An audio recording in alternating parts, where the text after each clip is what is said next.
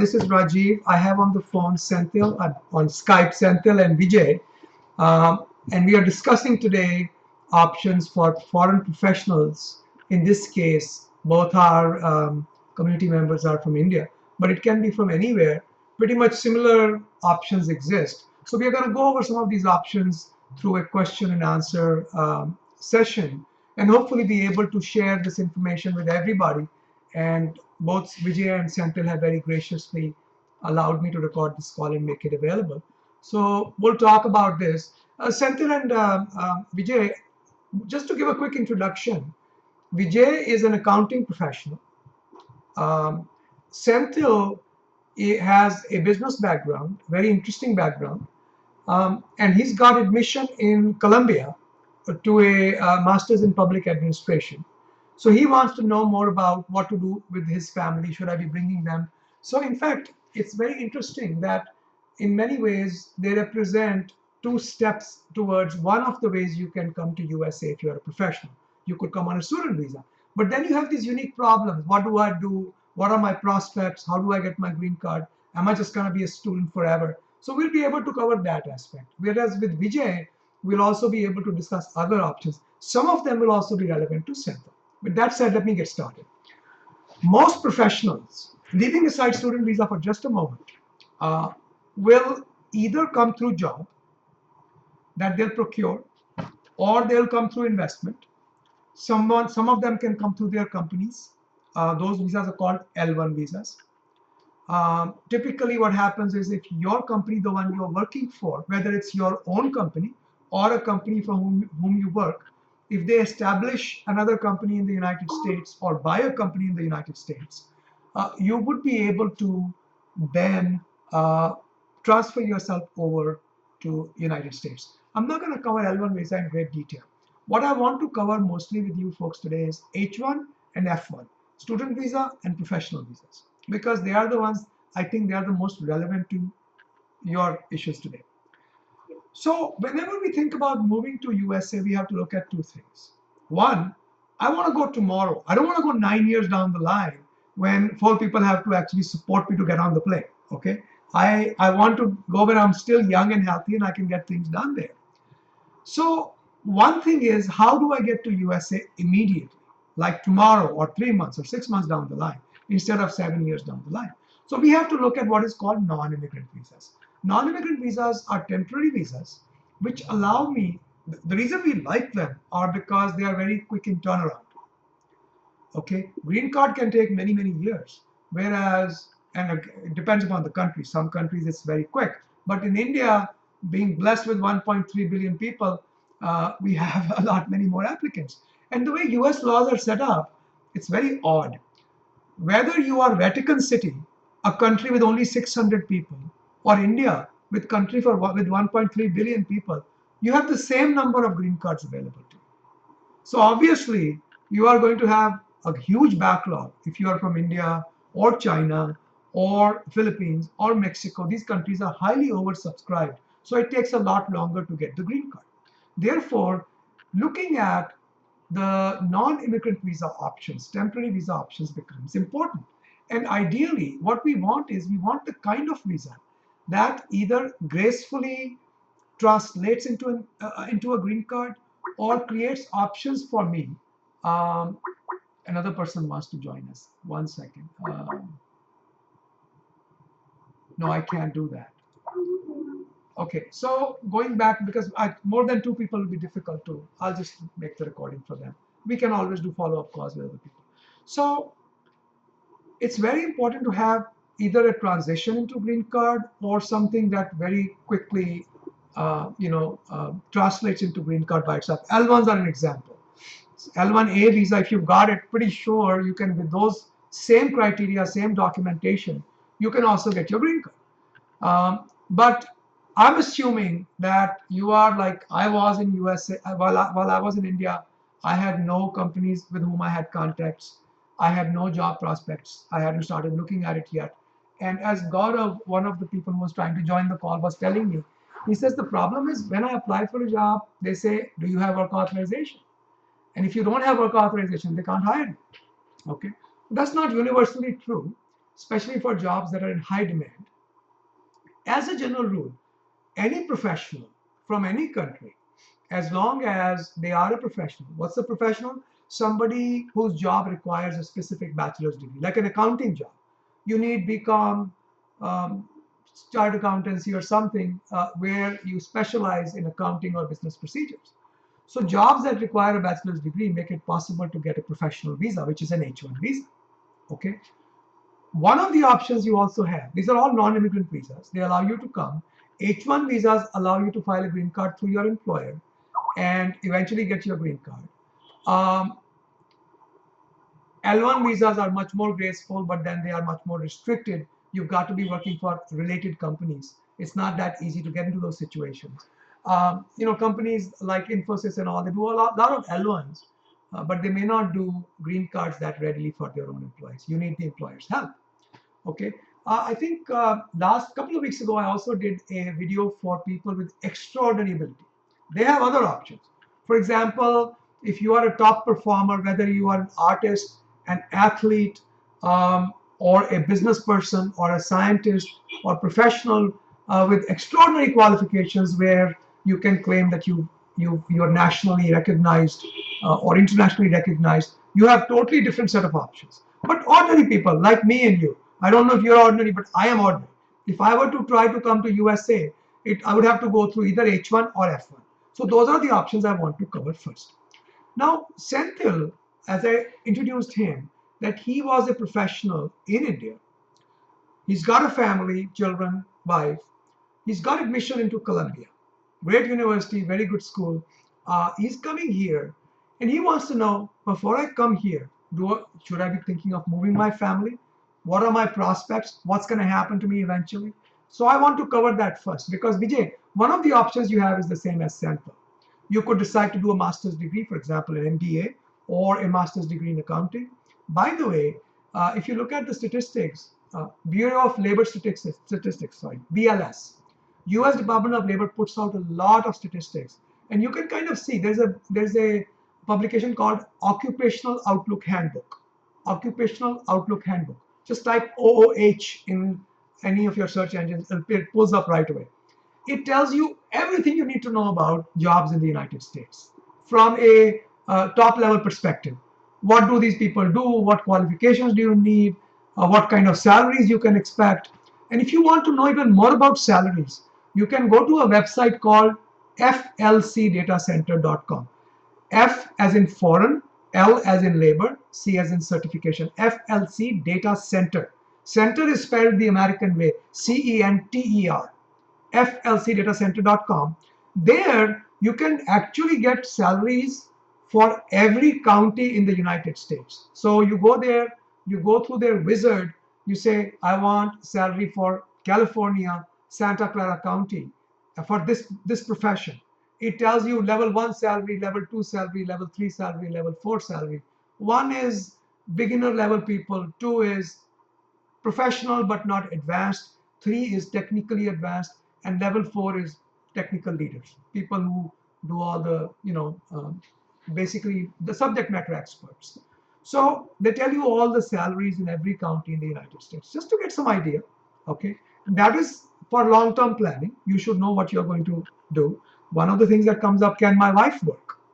Okay, and the answer is not, if she, unless she independently qualifies for an H1 herself. Okay. Once you are advanced in your green card process at a certain level, step 2, once your I-140 is approved, then under the recent laws, she can get an employment authorization also. So getting back to Senthil's position first, what if you wanted to come on a student visa? Senthil,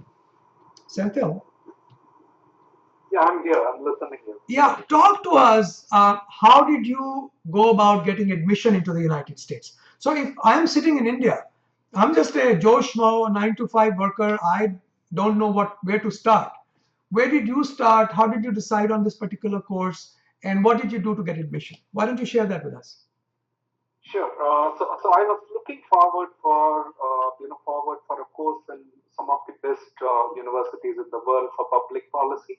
Okay, let me stop you. Eventually, I Let me zeroed stop down you. on Senthil, let yeah. me stop you for one moment. It's important to understand one thing here. If you get admission in a good university, chances of getting a visa are better. Oh, okay. Okay, if you Okay. go to mom and pop university, well, I don't mean to make light of any university. I mean, if they're an accredited university, because universities have become a source of great concern for the government. You must have heard these Oh, scandals recently that people were being turned away at the airport yeah. because they Yeah. had gotten to these universities nobody knew about. So if you're in a good university, that improves your chances tremendously. Senthil, go ahead. Oh, So that's you great. wanted to go to a good school. You were looking for Great. Yeah. administration. So I finally decided on Harvard Kennedy and Columbia University School of International and Public Affairs. And due to the electives, etc., the internal, the structure of the course, I eventually decided I should gun for Columbia CEPA. Then I started giving exams. I prepared, I mean, I worked on the application package for 6 months. Essays, recommendation letters, your academics, your career progression, an interview, and eventually I came to know a month back that I got admitted to Columbia CEPA. I'm extremely honored that I managed to get into a school of such great repute. So that was the whole process. It's just like any other Ivy League's admission process, So which it I was a followed. good 6 month process for you to actually finish the application. Yeah, exactly. I started last July. Eventually, I applied on the end of December, and I got my announcement in mid of February. Did all your research was online? You didn't go to any? Yeah, yeah, all was online except reaching out to some of the alumni and faculties of Columbia. Good. I had certain doubts about the course, etc., which I reached out to them via email and a Skype call. Are these people? They had given their emails out to for other alumni to or other intended Yeah, admissions. yeah, Okay. Okay. they did. In that case, Colombia is a great community. You have a wonderful network of people, so they are very open to reach out and help people who are aspiring to get into Colombia. Okay. Excellent. Excellent. Vijay, you have any questions for Senthil at this time? So far, I can't hear you. Now I can see your lips move, but I can't hear you. Maybe no, still can't hear you. Work on that while I talk with Senthil. Okay, Senthil, let's discuss. I think one of the things you would want to know is what happens next. If I show up in the Yeah, United States, if I bring my family, how do I support them? exactly. Now I can hear you, Vijay. Did you have any question for him so far? I don't have any as of Okay. now. Okay. So let's say I've got my student visa and I'm coming. Okay. I've paid for the course, or at least I've got money to support myself and for the course. How do I bring my family and what is their prospect? Exactly. Unfortunately, there are many kinds of student visas. Two most often used are F1 and J1. Uh, J1 has its own problems. Most people come on F1. J2 people who are on derivatives on J1 get work authorizations. But F1 has no such benefit at this moment. This might change. But right now, if your family were to come here, there is no way for them to work. You have to figure out how are you going to support them if they are here in the United States with you. And even before they get what is called an F2 visa, a derivative visa, which is available for your wife and your minor children who are living with you and who are unmarried, um, you would be able to get them F2 visa only if you can show to the government you can support them. Okay, so there is no way for you to do that. However, keep in mind there are certain kinds of work authorizations that could be made available, and I want to speak about them real briefly. You'll have to do some research because the details are so many. Each one of them is a separate issue.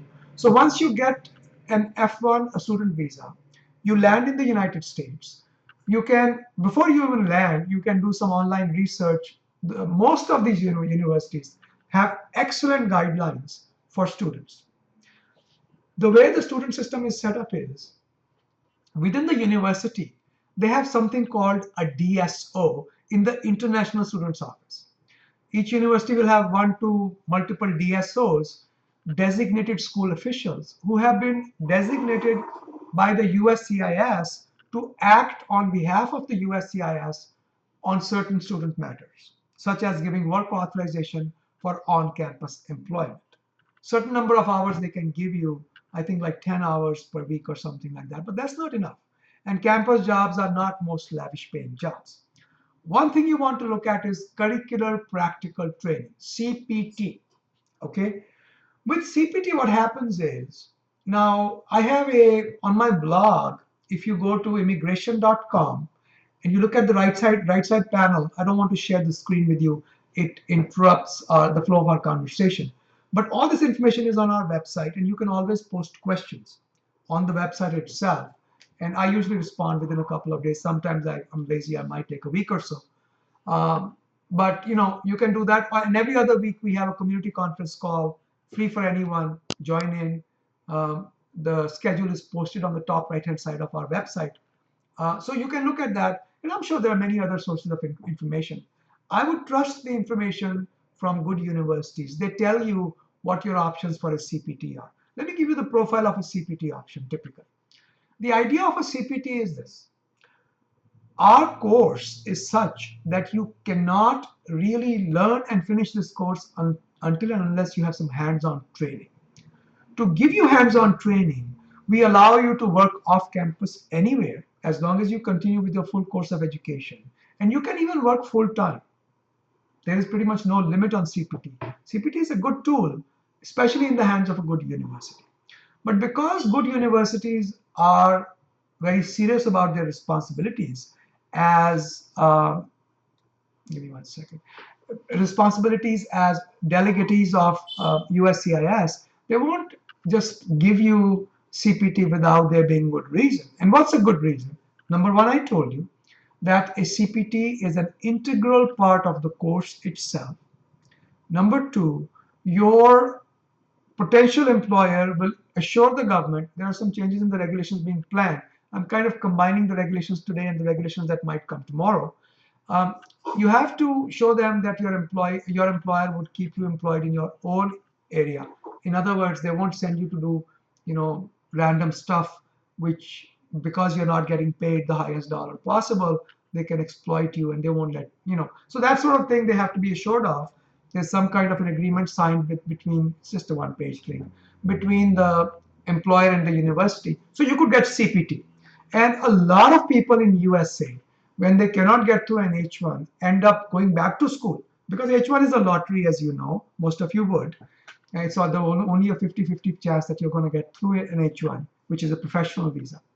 So they end up going back to school and getting OPT. So I wrote a blog entry on what the government asks us when they review this OPT, CPT based cases. CPT mostly is more important. What is OPT?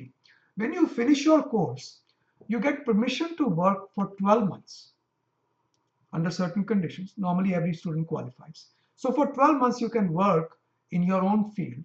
You can be out of a job, I think, for 90 days, but then you have to find a job. You have to work at least 20 hours each week. Paid or unpaid doesn't matter. So even if you go to school and say, give me some, like your professor gives you some research work in case you can't find a job, you could be on OPT when you finish your course. Okay, so most people go from OPT, and if they are doing a STEM degree, what is STEM? Science, technology, engineering, mathematics. If you're doing a STEM degree, we'll give you today, well, at least to make things simple, another 17 months of practical training. By tomorrow, next regulations when they come, almost 2 years of practical. Well, not almost, exactly 2 years. So you could get 3 years of work authorization. And there you could be paid fully like any other US worker. So that's very beneficial. So you have 3 years of work authorization, and each year you will try to get into H1 lottery. And that's the way it typically works. Uh, One thing I want to tell you is how the H1 lottery is set up. As Vijay would tell you, that fiscal years can be different from calendar years. I'm sure India also you get to choose your fiscal year, right? As a business entity. So government of USA uses October 1st as the beginning of their fiscal year. So US government fiscal year begins on October 1st and ends on September 30th of the following year. H1 applications you are allowed to make 6 months ahead of the time. So October 1st, 6 months ahead is April 1st. April 1st is crazy busy. So right now it's March 1st. In the next 2 weeks, already our office is extremely busy. I am free, but that's how they are. They set me up. They only call me in when they need me. So they are very busy. I am kind of chilling out with you guys. This is a very, very busy time for most lawyers who practice professional and business immigration. April 1st, you apply. If you're a student in the United States, under certain conditions, you can actually continue working until a decision is made. And if you have won the lottery, you can actually continue working all the way to October 1st when the new H1 will get activated. So April 1st, you apply, October 1st, you start working. If you're outside USA, you can enter USA only 10 days ahead, September 20th or so. You can enter USA, but you can't start working until October 1st. So the for a student, you will typically do F1, and during F1 do CPT, um, and after your student visa, your studies are over, you will go into OPT, optional practical training, good for 1 year. If you have a STEM degree, for a couple of years more. And then each time you keep trying H1, each April you keep trying H1, and you can start your green card process in the meantime. Unfortunately, for people who are born in countries other than countries which are not very heavy in US immigration applications, are the ones that are an advantage. So if you are born in France or in UK or even Canada, you would be able to get your green card through employment a lot quicker. If you were born in India, you would take many, many years, 7, 8, 9 years, but you can continue working on H1 and you can even change employment. There's a whole other set of laws on this we can discuss later. Actually, I have all this information on our YouTube channel on immigration.com. You can find all this information on what the limitations and advantages of changing jobs are. It's usually not that difficult. Once you start your green card process in about a year and a half, you can change jobs and not lose too much in changing jobs. Okay, so the only disadvantage is your life doesn't become settled because you don't have a green card. So Vijay, for you, you have the F1 option. If you take the F1 option, you will be doing what Senthil is doing. You'll be looking up for on-campus employment, CPT option, OPT option, H1 option. By the way, another interesting thing I want to point out to you. You guys all have bachelor's degree, and if you don't have a 4 year bachelor's degree, at least 3 year bachelor's degree with 3 years of experience, or 2 years bachelor's degree with 6 years of experience, you could get an H1. Okay, so let's say you come here, you start your studies, and all of a sudden you are traveling in the train, you meet this guy who's an employer who really likes you, wants to hire you, and you are close to February or March of that year. Employer says, "Let me do your H1." Should you do it? Of course, because there is no requirement that you finish your degree if you can qualify for an H1 because of your prior qualifications. And H1 also allows you to go to school while you work. So if you work 40 hours or even 20 hours, H1 doesn't require you to work full time. You can work 20 hours if you want. If you work 40 hours on H1, which is a full-time job, and you want to spend another 20 hours, 30 hours going to school, that's okay. But F1 visa doesn't allow you that option. F1 visa requires you to take full course load. Okay, you can't be a part-time student on F1 visa. So Senthil will look at, when he gets to USA, he will look at on-campus, he would look at, there are some other things like economic necessity and all, certain work authorizations. Look at the university's website, look at their international students office, sub-website, the DSOs, you can go talk with the DSO, the designated school official. Typically there'll be 2 or 3 or maybe even more, depending upon the size of the school. Uh, so you've got, after that, you've got the OPT, then you've got the H1, you've got the green card going. Now, so far, for an ordinary professional like you and me, this is the best way to go. Come on H1, come on student visa. You can do L1 if your company has a branch or a sister in USA and they want to send you through L1. It's a great option because L1A, which is executive or managerial level employees, you can get a green card within a year as opposed to a master's degree or bachelor's degree green cards for India born people. One more thing I want to add. Sometimes, let's say you got married to somebody who was born in Nepal or in Pakistan. you can then use their country of birth. That means for India born people, if it's taking 9 years, but if you are married to a girl who was born in Nepal, even though she's a citizen of India, you could get your green card within a year or 2 years. That's called cross chargeability. So these are some of the things that you need to be aware of. Senthil, why don't you ask me any questions you have first? I have a couple of questions. Do you want me to ask now Please or? do, please do. Then we'll get to Vijay. Why don't you go ahead? Sure. The first one is you talked about CPT and OPT. Right. I just want little more clarification that you can do both, or if you do CPT, there will be a reduction in OPT 1 year frame. You said, That's a good or you question. can do. That's a very Yeah, good question. that's my first question. There is a certain amount of CPT. If you exceed that, they will take it out of your OPT. So I think it's something, I don't remember exactly what the amount is. There's no limit on how long you can do CPT. But if you go Mhm. beyond that certain amount, then they take it out of your OPT. So I think if you have worked on CPT 1 year, they won't give you OPT. You got to be careful. These are some of the things that you will study, and that's a good question. I do not know that, don't recall the exact answer, but that's an issue, definitely. Okay. All right. So got it. I'll move to the second question. You talked about an incident that when you're traveling train, someone is interested to give you employment. My question is, can any employer give you H-1B sponsorship, or is there a list of employers who are eligible to give H-1 sponsorship? How does it work? Very good question. Any employer who has a job which requires your kind of degree or education. Um, let's take an example. Vijay's example. Vijay, you have a BCom degree typically. Yes. Okay. Yes. So BCom is a 3 year degree, right? Yes. USA has 4 year degrees. Unless you have a master's degree or some kind of a recognized diploma on top of that, you are not a full professional. For H1 purposes, you can use 3 to 1 rule. 3 years of professional experience is equal to 1 year of college. So if you have a 3 year bachelor's degree with 3 years of related experience, you are equal to a bachelor's degree. Okay. Now, since you're an accountant, you need an employer who needs your kind of expertise. So if I need somebody who's an accountant in my business, I can offer you a job. Okay.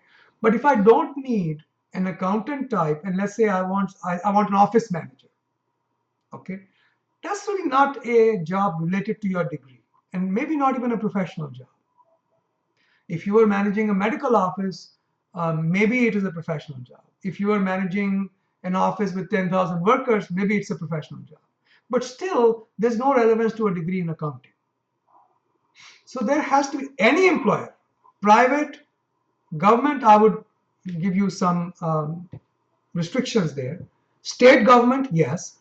Federal government jobs cannot be given to citizens of the United of India. Interesting thing is I actually looked into it. So you asked me what kind of employer? Any employer, private, public, state, but federal, they can hire me, but they can't pay me. The reason for that is I was offered a government job very early in my career with a very good organization, and they wanted very much for it to work, and they asked me to research this issue. It so happens there's nothing in law, as I recall, I did this research many years ago, that there was nothing in the law that says U.S. government, federal government can't hire citizens from non-NATO countries or non-European countries.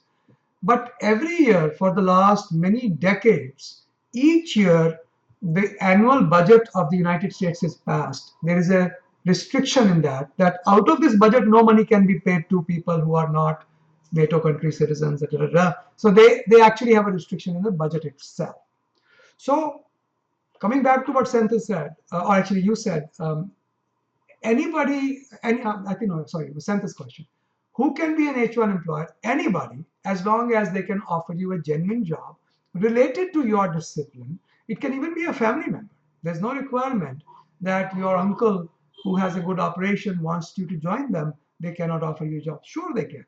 Getting a green card becomes more complicated because government is worried that there is, what they call in India, bhai bhatijawad.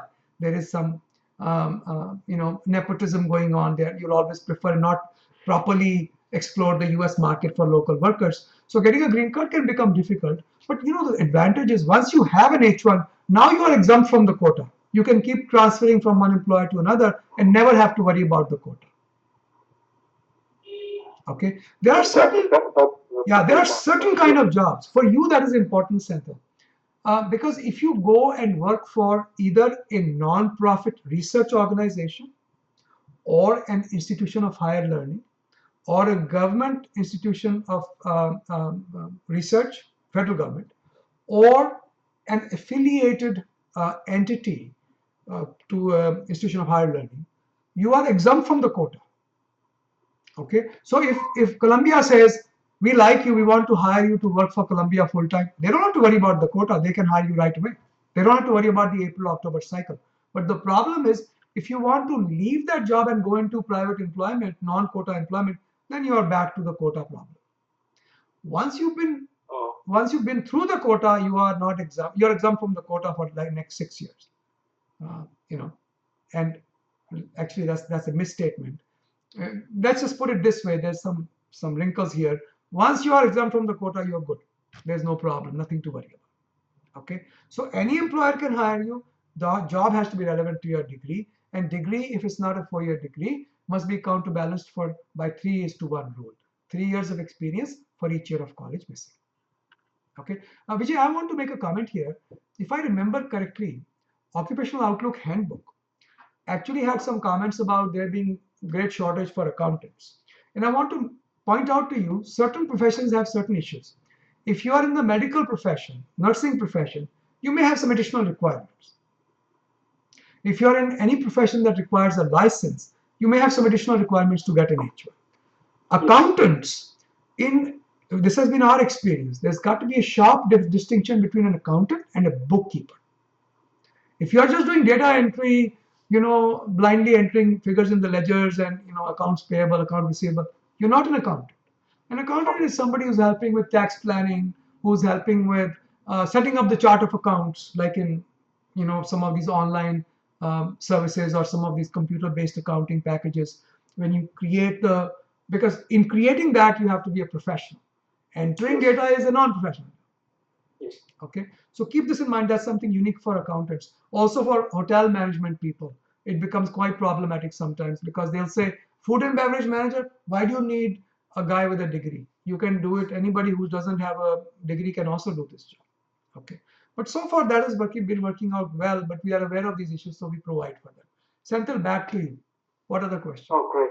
Thank you. That's a great answer again. I have two more questions. Take your time. The next question is you talked about STEM extension of 2 years, I mean, expecting tomorrow, but some 12 months or 16 months now. So, what I want to understand is there a regulatory change which is upcoming? Is what Yes, you try to mean? yes. It's upcoming. The regulation has been published. Like in India, we have the National Gazette, right? Something like Yeah. that, or Federal Gazette, something like that. I forget what it's called, where you publish things that you want people to know about. In USA, we have something called Federal Register. Anytime government wants to make a regulation, they publish it, and then they invite comments from people. So anybody can write their comments. Look, we don't like this part. This regulation is wrong. This is bad. So they received, I think, about 50,000 comments on this regulation that they had published. Typically, once government has published a regulation, they don't make very many changes, maybe a few changes. So we are expecting this regulation to go through. Right now, it is 17 additional months on top of the 20, on top of the 12. So it's 29. But under the new regulations, there'll be 2 more years. So it'll be 3 years total. It's 36 months instead of 27 months, 29 months. Okay. So yes, the new regulations are coming and they're expected to be published relatively soon. Great, great. Thank you. And the last question, can you elaborate a bit about this lucky draw? So I read somewhere that if you are a postgraduate or a graduate student from a US university, then you get a better chance of getting, selected in this lucky draw. Is that true? Now, what you are saying is there are two quotas within the H1 quota. There is the quota for master's degree professionals and bachelor's degree professionals.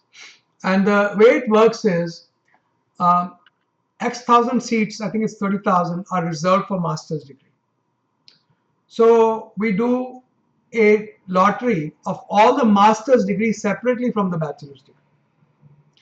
Once that is done, any remaining master's degree are thrown back with the other bachelor's. So you get kind of two bites of the apple. First, Oh, okay. first you Okay. get to So you have better chance. little bit better chance. Yes, yes. Okay. Great, great. Thanks, Rajiv. Those are really, really great You're answers. very Yeah. welcome. While I'm talking with Vijay, think about anything, whether about living in the US or anything I can answer. Just bring it up while I talk with Vijay.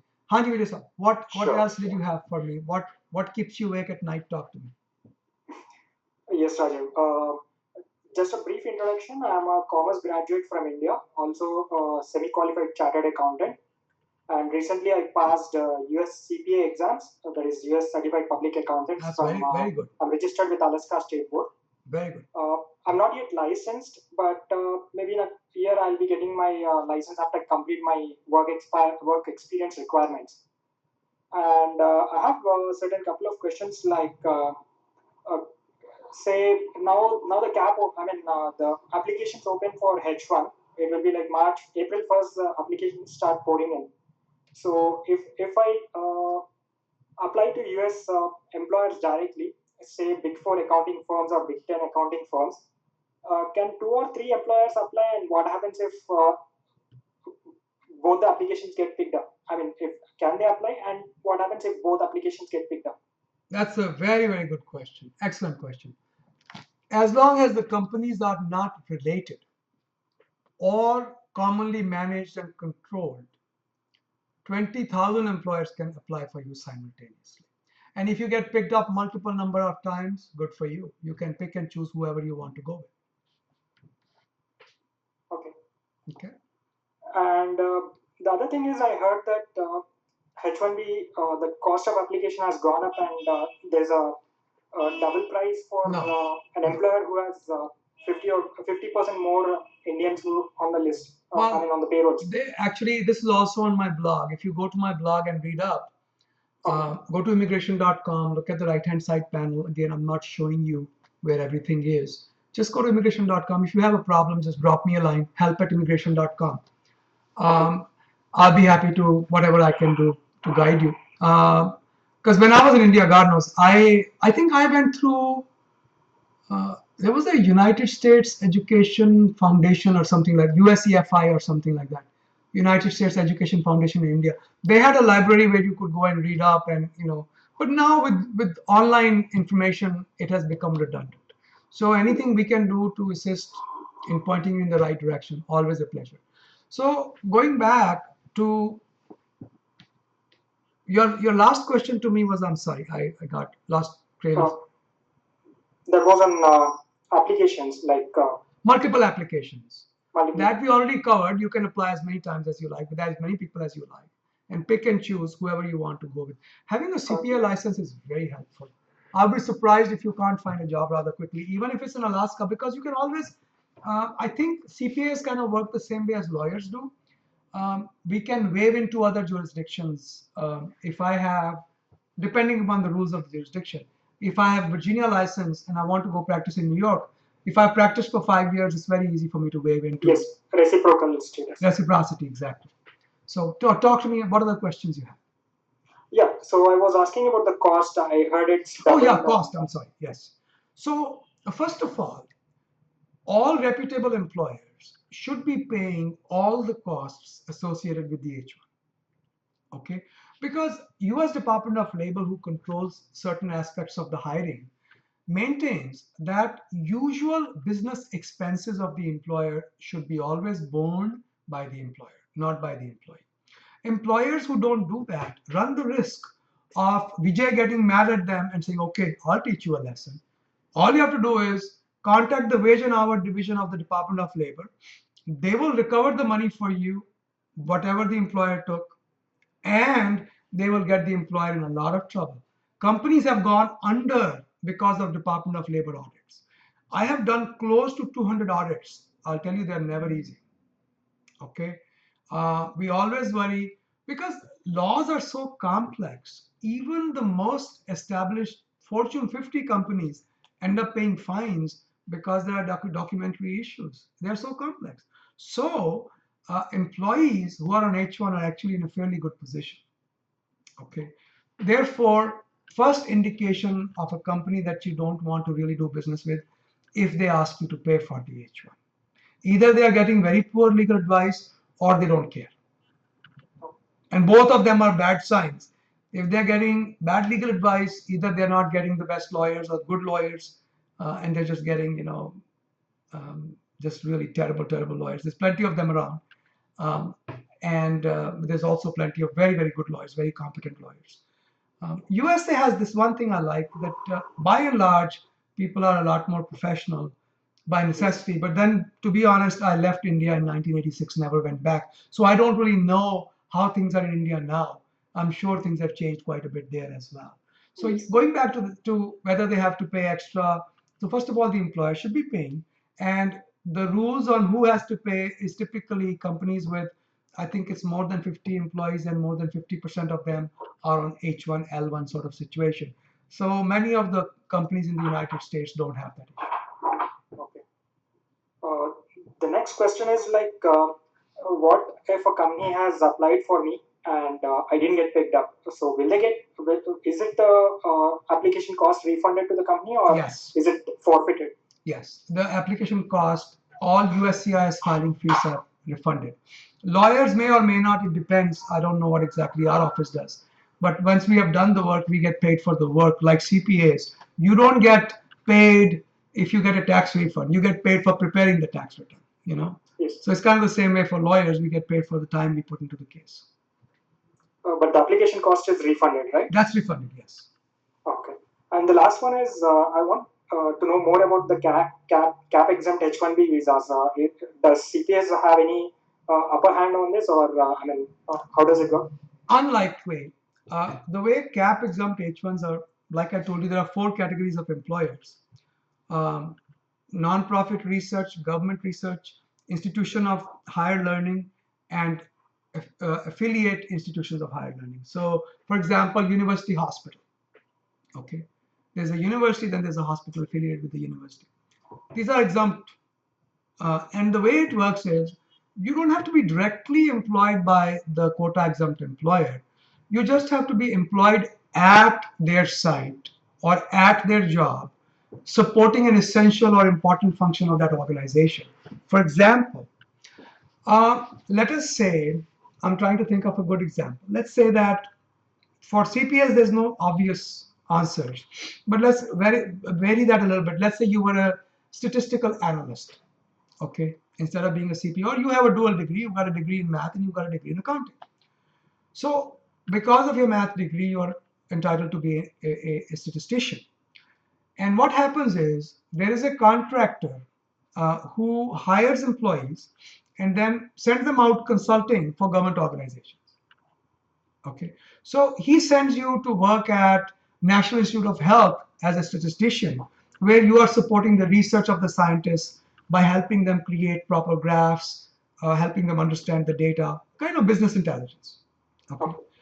Now, even though your employer is a private employer who's a contractor, but you are working at an exempt job where you are supporting an essential function, which is research, of a government research organization. You'll be exempt from the quota. Okay. That's the way it works. Of course, if you get directly hired by an institution of higher learning, in Shantha's case, Columbia loves him, they want to hire him, or you get a job even as a CPA for a university, there's no quota issue. Okay.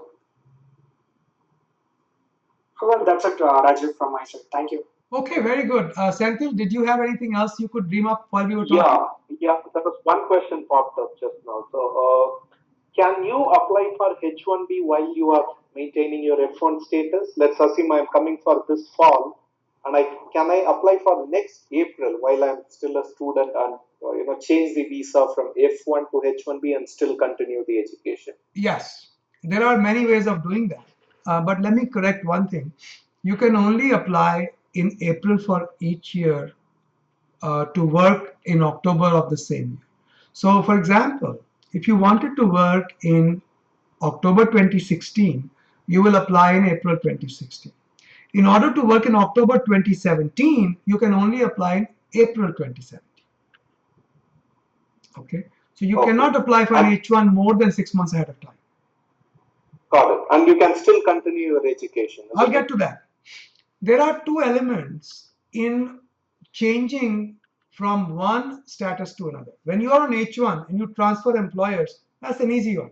There's no change of status. You're still on H1. Okay, you're going from H1 to H1 to H1 to H1. But if you're F1 student visa and you want to change to H1, you can actually do it this way. You can tell the government, please process my H1 application, but don't convert me to H1. I'll convert to H1 when I'm ready. And you can do that then one of the two ways. You can, when you're ready, apply for conversion back to H1 as a separate application. Typically, they are part of the same application, but you can separate them. Or you can say, I'll go get visa stamping done, get your H1 visa stamp, enter USA using H1, now you are on H1. So you could, in the interim, continue study. Even on H1, you can study. So if you came back on H1 and you wanted to do 2 more courses, you could. So to answer your question, you can split actual change of status and the grant of H1 itself into 2 separate processes. Fantastic, great. And one more question, Rajiv. Sure. Last one. See, my wife is a qualified MBA. Okay. So what I'm thinking lately is, can I take her along with me in F2 visa and try to search job for her and convert her into H1B, so that there will be two applications which will be active, so the chances of getting through is easier. Absolutely. Isn't it? Is that the Absolutely. No problem with that at all. As long as you have the paperwork to support her and you can bring her on F2, she can look for a job and she can convert to H1 as soon as she gets the job and goes through the lottery system. Absolutely. Fantastic. Great, Raju. I am done with my questions. Thank you. Vijay, did you have anything else for me? I have one question. You were talking about some L1A visa, which is like it can be converted to green card very easy. It's the best kept secret in the United States. Open secret. People who are either employed with multinational companies or who are running an active business in India could actually very easily come through. Well, let me rephrase that. Could come through, not very easily necessarily, could come through L1A visa or directly come through EB1C green card, EB1C. Okay. What are the requirements for that? And I'll just run them through. Actually, we have a lot of videos on that. If you go to our website, actually our YouTube channel will be the easiest. Go to the playlist called Doing Business in the USA. That tells you everything you need to know, I hope, about doing business in the USA. See, my own background is I did a lot of constitutional law when I was in India, in the Supreme Court of India. I did a lot of different kind of writs, and I did private international law where government of Nepal has a fight with government of India over an airline issue. So those are private contract issues. I did international arbitrations. When I came to USA, I did a lot of litigation. So I have a lot of experience in many different fields.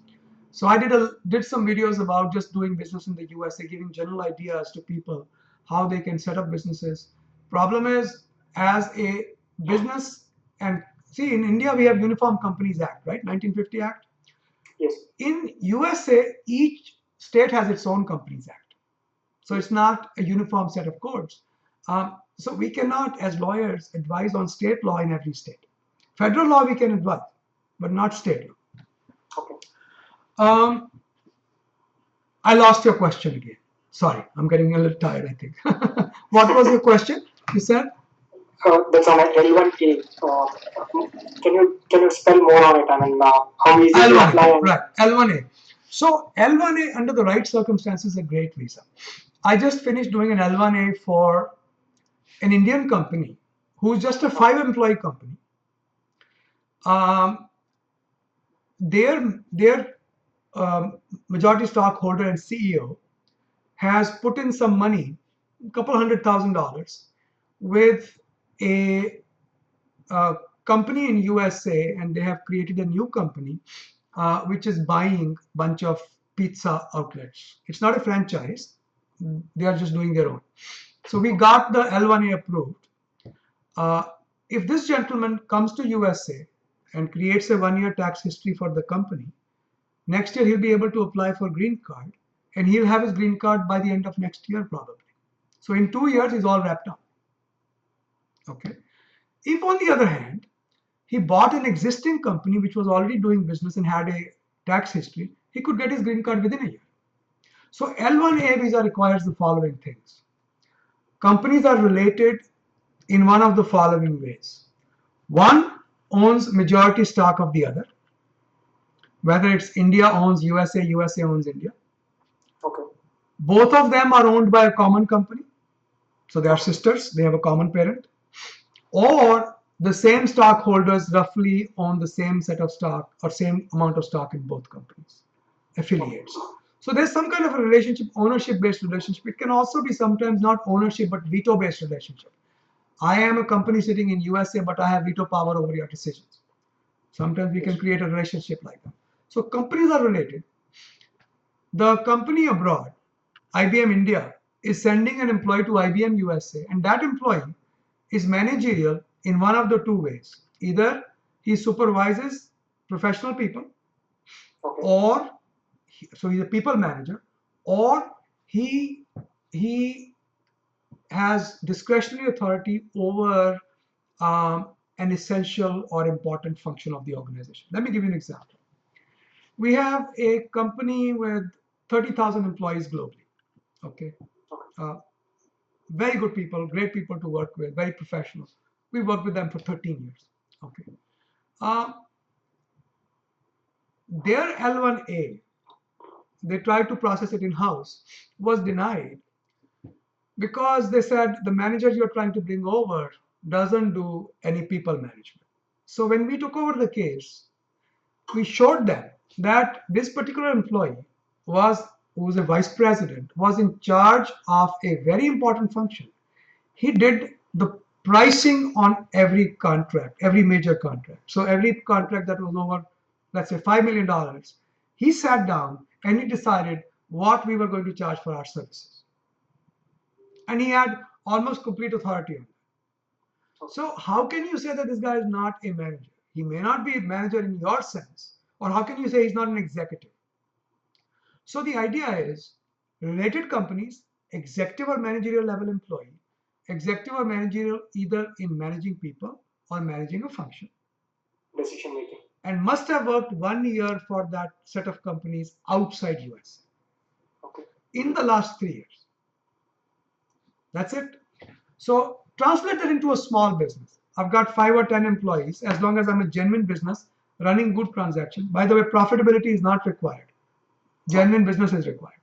I open a business, and the two businesses don't have to be the same. In India, I could be selling shoes. In USA, I could be, I don't know, an IT shop. The businesses don't have to be the same. Only requirement is 1 year the employee has worked there as a manager or executive. There's something another called L1B visas for specialized knowledge employees. I'm not touching those because they're not easy green cards. They have the same problem as H1B holders do. Okay. And that's an L1 visa. Okay. By the way, another interesting thing, can accountants do L1A visa? I think so.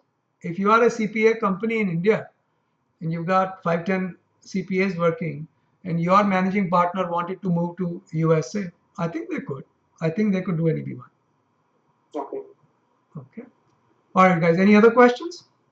A relevant question here, Go ahead. Rajiv, the discussions you and Vijay had. Sure. So let's assume a situation or a scenario that tomorrow, after I get graduated, that couple of students from Colombia, from USA citizens and some other countries students, we choose to join together and go for a startup or launch a startup in USA. Do I need to go through the same process of applying the H1B, or is it a different process? Another very good question. First of all, let's assume that you had to go through the H1B process. I just finished doing an H1 for a person exactly in that same situation. He finished his PhD from an Ivy League university and got a patent on his technology, which is very impressive. and started a company in which he owns stock and hired himself to his own company as a CEO. We were able to get that H1 process, no problem. Okay. Full disclosure to the government. We don't play games. Full disclosure to the government. And these kind of people we need when they have new ideas, new inventions. We need them. Now, under the current scheme of laws, you could do that by going through the H1 process. Can you avoid the H1 process? And the answer is not today, but tomorrow could be different. Today it's March 1st, 2016. We don't know what July 1st, 2016 brings. Because government has indicated they want to definitely increase the flexibility, like we have Make in India kind of deal. We want to have Make in USA kind of deal for entrepreneurs. And they have an entrepreneur program that they had considered, and I have it on my blogs as well as on my LinkedIn page. They are getting back to getting that program polished. And if you can raise money in USA, or you can bring money in, or if you have new ideas, new technologies, you might be able to get some very interesting visa situations. Not H1s, something different. But not today. Tomorrow it might be different. Great. And you said the visa application starts from April, and is there a specific deadline to it? Yes. Yes. All Fool's Day, April 1st. All through April. It's just for one day. I said in India we call it April Fool. In USA it's called All Fool's Day, April 1st. Oh, okay. What happens was, day you can apply. What happens was, previously when the quota didn't used to get over, people would continue sending in applications. USCIS will keep accepting these applications until the quota ran out. Now the quota runs out on the first day. Yes. Okay. So what the government does is past 2 years, what they've done is, instead of saying they'll only accept applications on April 1st, they take them through the first 5 days. So April 1st to April 5th, all applications received have the same dignity. Okay. Just to make things a little convenient, because it's otherwise such a mess. You get all the applications on one day. Very difficult. Yeah, very difficult logistically. You got a bunch of mail being thrown at you, and things get very topsy-turvy. So yeah, April 1st to April 5th, typically April 1st is normally the deadline. Okay, and quota is over on April 1st. But each year, government has been giving us 4 more days to file the applications. Okay, fantastic, great, Rajiv. Thank you. I am done with my questions. All right. So kind to answer all the questions. No, I enjoyed talking with you folks. Just yesterday, well, maybe a little bit more than yesterday, I was in your situation, and I didn't have a lot of guidance. Kind of entered this country blindly, sort of. Okay, well, it'll work out, and it did work out. I was lucky. So anytime you have any follow-up questions, help@immigration.com, drop me a line. That's my direct email. Sure. Okay. Thank you, Rajiv. Good luck, guys. Good talking with you. Sure, Rajiv. Pleasure talking to you. Thank you very much for kindly answering all the questions, and I look forward to work with you sometime. Of course. Hope so. Senthil, Vijay, good luck, guys. Bye-bye. Thank you. Bye-bye. Bye. Every other Thursday at 12:30 p.m. Eastern Standard Time, we host free community conference calls. Everybody is welcome to join. Some people post questions ahead of time. You can take membership in our forums. All of the details are there on our website, immigration.com. You can take membership ahead of time, and it's instantaneous. It happens right away. And post your questions beforehand, or you can just log in. The phone number and all are provided: 202-800-8394, 12:30 Eastern Standard Time, every other Thursday. We have free apps for both Apple iOS platform for your iPhones and iPads, as well as for Android. Just look for immigration.com, the period dot, and the application should show up.